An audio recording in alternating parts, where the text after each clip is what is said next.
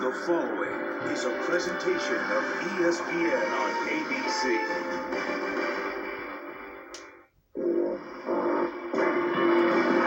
Their memories are short. Rising, walks into the end zone untouched. Complete domination by Utah. Oregon is out for revenge. Put the ball down and go toe-to-toe again, and this time it's going to be a little different. But the Utes know how to undo the Ducks. It's a great night to be a Ute here in Salt Lake City. Time to get it done for the title.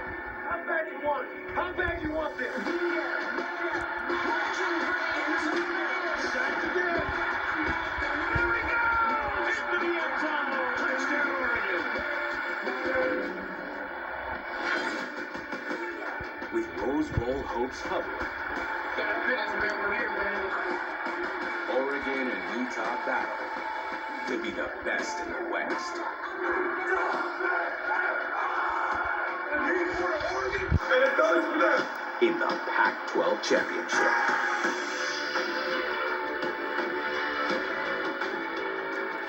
Viva Las Vegas, inside the gleaming new home of the Raiders, the long-awaited debut in the desert of the Pac-12 championship game on ABC, presented by Dr. Pepper.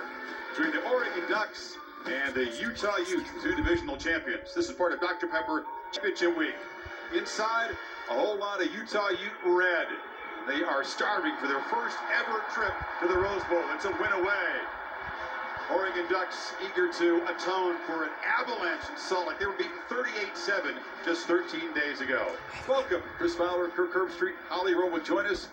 A brand new home for this championship game, delayed a year because of COVID. It looks great, the energy is great inside the building, and the backdrop is pretty interesting. I think it's exciting. We've never really seen this. 2 weeks ago, these teams get together, like you mentioned, and it was not pretty for Oregon.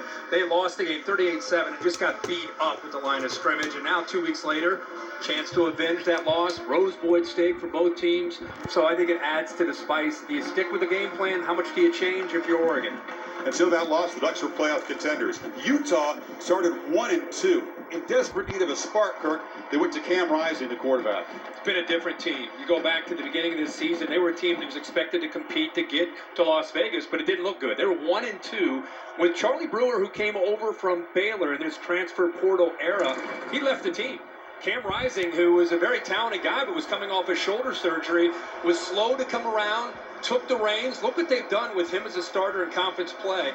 8 of the 9 games they've played with him as a starter, they have won. Look how different the numbers are. Great compliment to the physicality and the running ability. And the thing that I think doesn't show up there is that it factor that great quarterbacks have. He's a tremendous leader, does a good job of getting out of the bad plays, and the players believe in him, voted him captain, even when he wasn't announced as starter at the beginning of the year. Utes played a tremendous team performance against Oregon. Guys like Kayvon Thibodeau, the superstar pass rusher, vowing to play much better tonight. And the Oregon offense, with Anthony Brown, who really struggled in Salt Lake City, so much depends on him and that Ducks front tonight. Yeah, and we talked about how bad it got up front. And Anthony Brown, he's got such ability. Streaky. You can see what he's capable of doing. Last week, he bounced back after that loss against Utah and played well. What do they have to do as a team? First of all, we keep saying it, win the line of scrimmage.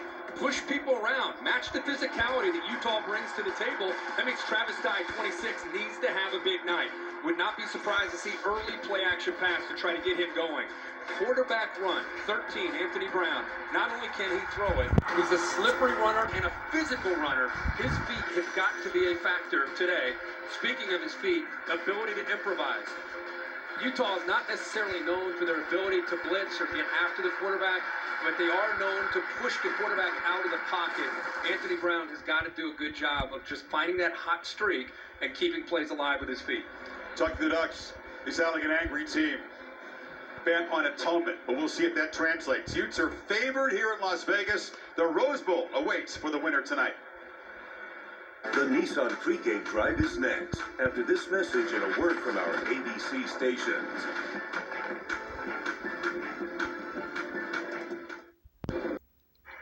I love sneaking out here. Plush seats, entertainment system, best horsepower I've seen. Boomer! I didn't mean it like that! I'm sorry! Welcome to the Nissan pregame drive. Nissan, premier partner of the Heisman Trophy.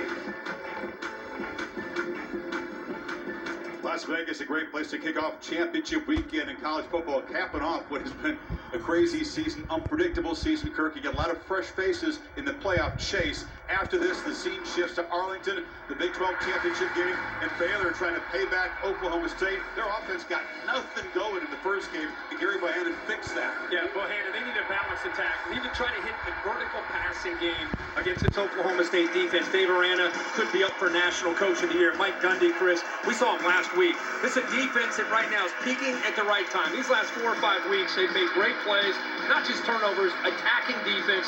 They'll look to try to get after the quarterback. Can they handle the pressure? A lot more at stake for Oklahoma State for the playoff in position if they get a little help. Speaking of that, the SEC, super heavyweights, Saban and Smart. It's must-win vote for Alabama. Georgia can send them home if they can get that defense going against the tight offense. Well, this Georgia defense has been setting the tone all year long and just showing that they're the most elite defense maybe we've seen in a long time. But they will be tested by Bryce Young. This will be their greatest challenge. Jamison Williams gets vertical. The one area that we want to see with Georgia, we know about the front. How will the secondary hold up against this vertical passing threat of Alabama with Bryce Young? Ultra rare. The Tide almost a touchdown underdog in this game. Michigan, off the perfect performance and the enormous party in Ann Arbor, now take on Iowa and Indy, and the pressure's on Harbaugh's team. It sure is. A week later, after climbing a mountain, sticking your flag at the top of that mountain, it's just human nature to let up. Jim Harbaugh, the leadership of Michigan, will do everything they can to avoid that. Here comes Iowa, a team that's just good enough, just dangerous enough defensively, create turnovers. It won't be pretty. This has got 17-13 written all over it. They need a short field to be able to be competitive. Oh, it'll be tense for the Michigan fans if it's a tight game late. Can they avoid turnovers? You mentioned the takeaways. Hawkeyes have had 28 of them. So, Baylor, Oklahoma State. Then the sheen shifts to Atlanta. Cincinnati. If they hold serve against Houston, they figure to be in the 14 bracket. Pittsburgh and Wake Forest battle it out for the ACC championship. A couple of guys from Southern California. Burning desire to get to the Rose Bowl. Kayvon Thibodeau. It's his third Pac-12 championship game. MVP of his first 2. Inspired, as we said, by the fact that he was negated as a pass rusher the first time against Utah. Devin Lloyd is the leader, the captain of this Utah defense, Butkus Award finalist. His first tackle tonight will be his 100th for the season. Lloyd and fellow linebacker Mike Tafu, the two generals of that defense, they destroyed the Ducks a couple weeks ago. Can they do it again? The home of the Raiders, the seed. The Rose Bowl is the prize. Oregon and Utah coming up. Nissan Heisman House. I jumped up and thought, wait, I can throw it. Boom. And the jump pass was born. Curve ahead.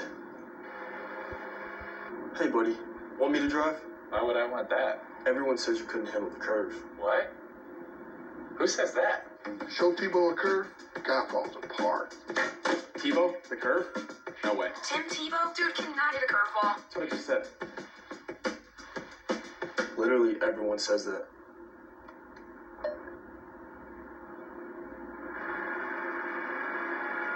They're talking about a different thing. Okay.